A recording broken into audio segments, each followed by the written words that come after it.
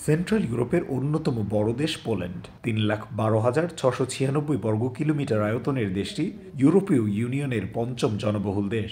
ঐতিহাসিক ও প্রাকৃতিক সৌন্দর্যেও জুড়ি নেই পোল্যান্ডের। সবচেয়ে কাছের প্রতিবেশী হওয়ায় ৪ কোটি জনসংখ্যার দেশটিতে আশ্রয় নিয়েছে প্রায় ৩৫ লাখ ইউক্রেনীয়। ৯টি দেশের সঙ্গে সীমান্ত থাকায় পোল্যান্ডের নানা ক্ষেত্রে কাজ করছে বিপুল সংখ্যক অভিবাসী।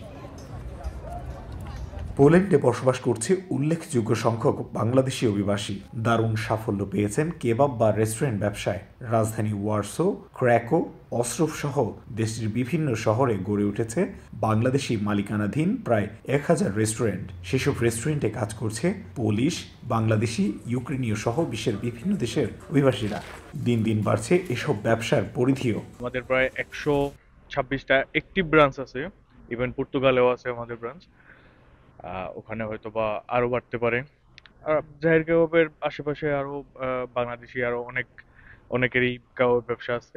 বিকাশে কম খরচে ক্যাশ আউটের লিমিট বেড়ে ৫০,০০০। প্রিয় এজেন্টও ২টা। ইউক্রেনীয় বাড়ায় অন্যান্য দেশ থেকে অভিবাসী নেওয়া কমিয়ে দিয়েছে পোল্যান্ড। একসময় উল্লেখযোগ্য সংখ্যক বাংলাদেশি শিক্ষার্থী দেশটির বিভিন্ন বিশ্ববিদ্যালয়ে উচ্চশিক্ষার সুযোগ পেলেও এখন কমেছে ভিসা পাবার হার।